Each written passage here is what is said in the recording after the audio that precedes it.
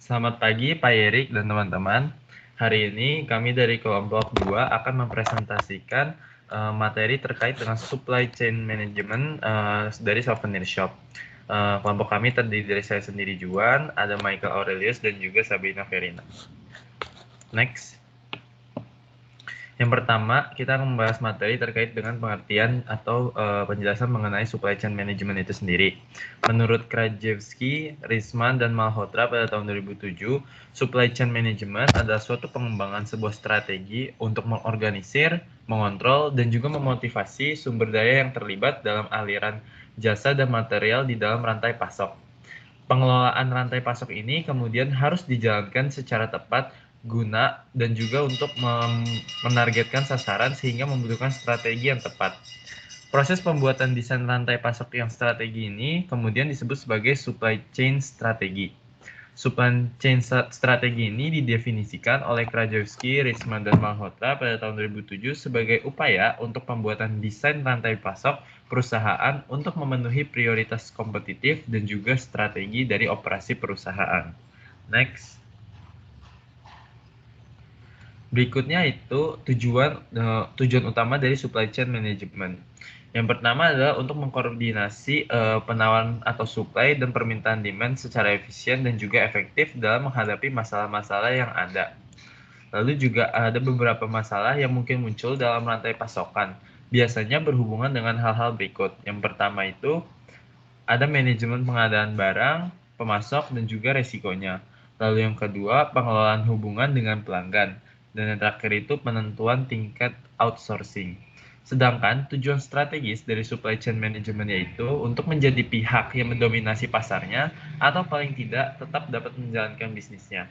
Dan agar dapat memenangkan persaingan yang ada di dalam pasar, rantai pasok dari sebuah perusahaan harus dapat menghasilkan produk dengan kriteria sebagai berikut, yaitu murah, berkualitas, tepat waktu, dan juga bervariasi atau beragam.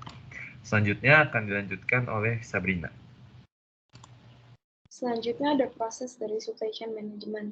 Seperti yang tadi sudah dijelaskan, supply chain management merupakan sebuah kegiatan yang meliputi segala proses, dari saat barang masih berbentuk bahan mentah hingga diproses menjadi produk yang siap untuk digunakan pelanggan. Setiap proses yang berada di supply chain management. Yang pertama seperti pelanggan. Pelanggan adalah tahapan pertama di mana pesanan untuk produk yang ditawarkan oleh perusahaan dilakukan. Dalam tahapan ini, perusahaan akan mendapatkan informasi dari pelanggan seperti jumlah produk yang dibutuhkan oleh pelanggan dan tanggal produk yang akan dikirimkan. Yang kedua ada perencanaan. Setelah perusahaan menerima pesanan dari pelanggan, selanjutnya perusahaan akan merencanakan proses produksi tersebut untuk membuat barang yang pelanggan inginkan. Dalam tahapan ini, perusahaan akan melihat, memperhitungkan, serta mengambil keputusan terhadap pemasok untuk memenuhi kebutuhan materialnya. Selanjutnya ada pengadaan. Sesudah menentukan rencana dan jumlah barang yang tepat, tahap berikutnya yang perlu dilakukan oleh perusahaan adalah pengadaan barang. Pengadaan merupakan prosedur yang dilaksanakan oleh perusahaan untuk mendapatkan barang yang memiliki harga paling rendah, namun tetap dengan kualitas yang tertinggi, yang sesuai dengan standar perusahaan. Selanjutnya ada persediaan. Material yang telah dipesan selanjutnya disimpan di dalam gedung untuk kebutuhan produksi yang akan dilakukan di tahap selanjutnya. Bahan baku yang disimpan ini wajib dipertahankan kualitasnya sehingga barang yang dibuat dengan bahan baku ini juga memiliki kualitas yang sama. Next. Selanjutnya ada produksi. Pada tahapan ini, semua bahan baku mentah akan diolah menjadi produk, jadi siap jual, di mana kualitas produk sangat berkaitan dengan hasil dari produksi. Dapat dikatakan bahwa semakin baik kualitas proses produksi, kualitas dari produk jadi akan semakin baik juga. Dan kemungkinan konsumen puas akan meningkat. Setelah berhasil diproduksi, produk akan disimpan di gedung sebelum didistribusikan kepada konsumen. Selanjutnya ada transportasi. Pada umumnya, tahap ini merupakan bagian terakhir dari supply chain management.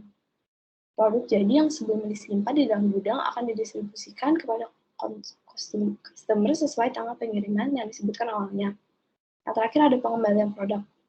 Apabila terdapat kerusakan pada barang saat diterima oleh konsumen, maka tahapan ini perlu dilakukan. Tidak hanya dalam keadaan rusak, apabila terjadi hambatan yang membuat proses distribusi barang terlampau lama atau bahkan terjadi kesalahan saat melakukan pengiriman, maka perusahaan butuh melewati proses ini.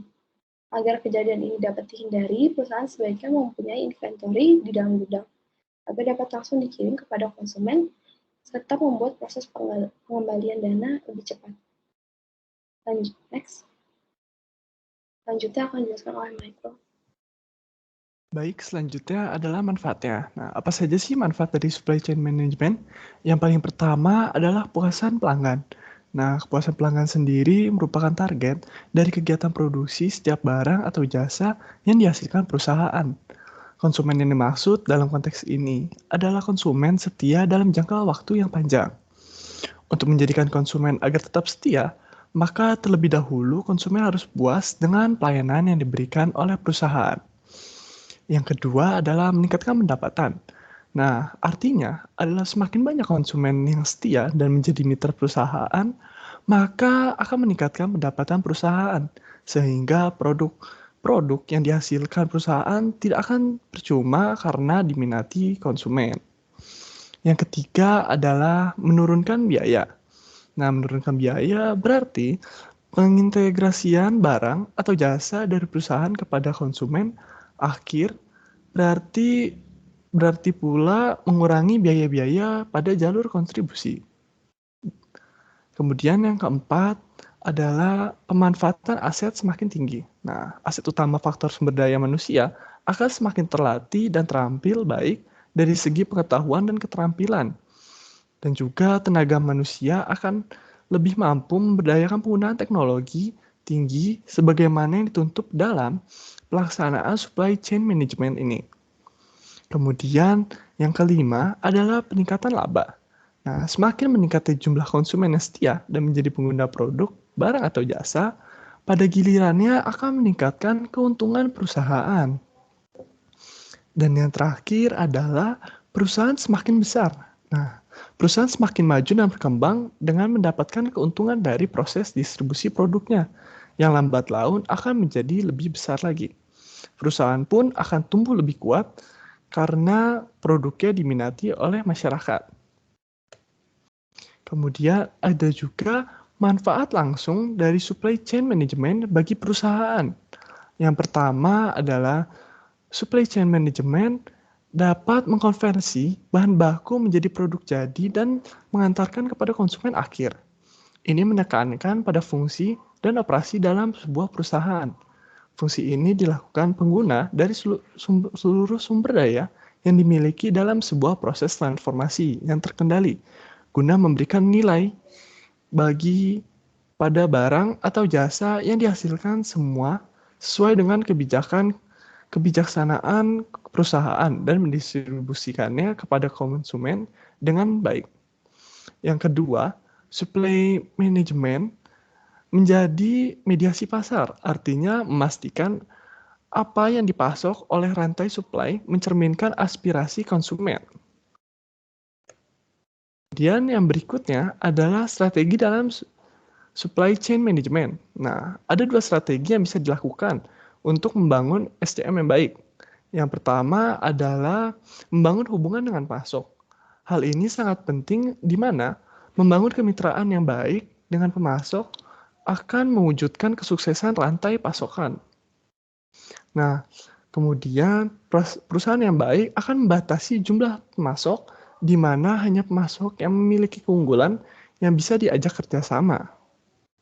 Kemudian strategi yang terakhir adalah meningkatkan respon pelanggan agar tetap kompetitif. Kemudian fokus pada rantai pasokan agar meningkatkan layanan pelanggan. Untuk bisa meningkatkan layanan pelanggan, maka salah satunya adalah dengan meningkatkan frekuensi pengiriman produk yang lebih cepat, di mana pelanggan akan merasa lebih puas dengan ketepatan waktu tersebut. Sekian presentasi dari kelompok kami, semoga presentasi kami bermanfaat bagi kita semua. Sekian dan terima kasih.